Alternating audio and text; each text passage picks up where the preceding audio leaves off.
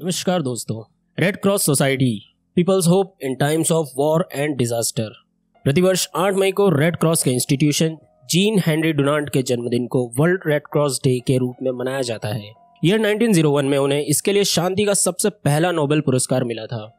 Henry Dunant ने 9 फरवरी 1863 को Geneva Switzerland में 5 लोगों की कमेटी बनाकर इस इंस्टीट्यूशन की स्थापना की थी।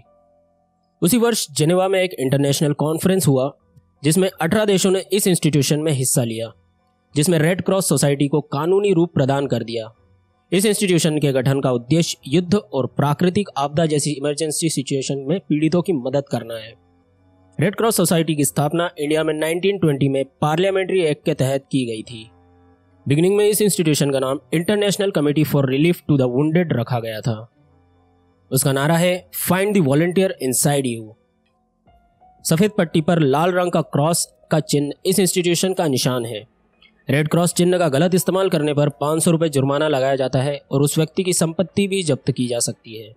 Remarkable work done by red Cross society. इस इंस्टीट्यूशन ने first and second world war के दौरान घायल हुए सोल्जर्स के ट्रीटमेंट तथा उनके पुनर्वास में बेहद अहम भूमिका निभाई। तब से लेकर आज तक वर्ल्ड के लगभग सभी देशों में यह इंस्टीट्यूशन मानव सेवा में अपना रिमार्केबल योगदान दे रही है। केवल युद्ध से प्रभावित लोगों के लिए ही नहीं बल्कि नेचुरल कैलेमिटी से प्रभावित लोगों का रिहेबिलिटेशन भी रेड क्रॉस का महत्वपूर्ण योगदान है। वर्तमान में वर्ल्ड के कुछ 2010 देश रेड क्रॉस सोसाइटी से जुड़े हुए हैं। इंस्टीट्यूशन के सदस्य निस्वार्थ भाव से मानव सेवा का काम करते हैं। वे जरूरत पड़ने पर गांव और शहरों में एम्बुलेंस सेवाएं और दवाइयां पहुंचाने का काम करते हैं। रेड क्रॉस सोसाइटी द्वारा समय समय पर ब्लड डोनेशन कैंप्स का आयोजन भी किया जाता है और लोगों को ब्लड डोनेशन के लिए जागरूक किया जाता है। यह इंस्टीट्यूशन लोगों को कैंसर, एनीमिया, थैलेसीमिया जैसे जानलेवा बीमारियों से बचाव के तरीके के बारे में जागरूक करती है। Red cross blood bank. Red Cross institution द्वारा अपने राहत एवं पुनर्वास कार्यक्रम के तहत ब्लड डोनेशन कैंप्स का भी आयोजन किया जाता है। 1937 में रेड क्रॉस इंस्टीट्यूशन द्वारा विश्व का पहला ब्लड बैंक अमेरिका में खोला गया था। भारत में वर्ष 1942 में कलकत्ता के all India institute of hygiene and public health के अधीन भारतीय रेड क्रॉस सोसाइटी द्वारा पहला ब्लड बैंक स्थापित किया गया। वर्ष 1977 में Indian red Cross society headquarters द्वारा प्रत्यक्ष रूप से ब्लड बैंक्स का संचालन किया जाने लगा और इसके तहत विभिन्न राज्यों में भी इसकी ब्रांचेस स्थापित की गई। हालांकि कुछ राज्यों में इन ब्लड बैंक्स का कार्य वर्तमान में बेहद सुस्त है, जिसे फिर से एक्टिवेट करने की जरूरत है, क्योंकि इमरजेंसी सिचुएशन में रेड क्रॉस सोसाइटी आज भी लोगों की पहली उम्मीद है। Main objectives of red Cross society. प्राथमिक तौर पर इस इंस्टीट्यूशन की स्थापना 1863 में युद्ध में घायल सोल्जर्स की मदद के लिए की गई थी, परंतु धीरे धीरे इस इंस्टीट्यूशन को अंतर्राष्ट्रीय स्तर पर बढ़ावा तथा प्रोत्साहन मिला, जिससे इनके मुख्य उद्देश्यों में भी वृद्धि हो गई, जो इस प्रकार है।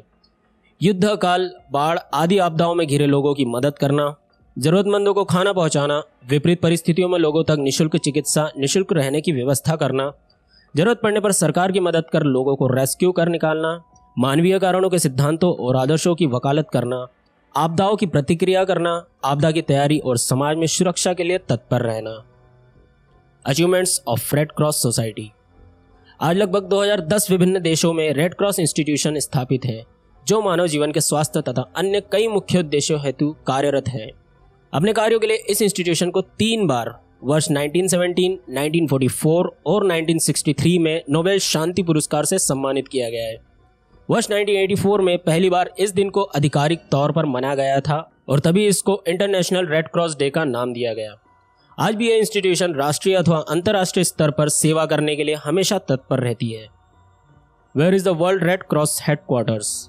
रेड क्रॉस इंस्टीट्यूशन का हेडक्वार्टर जेनेवा स्विट्जरलैंड में स्थापित है, जो विभिन्न देशों में स्थापित इसकी शाखाओं के साथ तथा देशों की सरकारों में एडजस्टमेंट बिठाकर चलता है।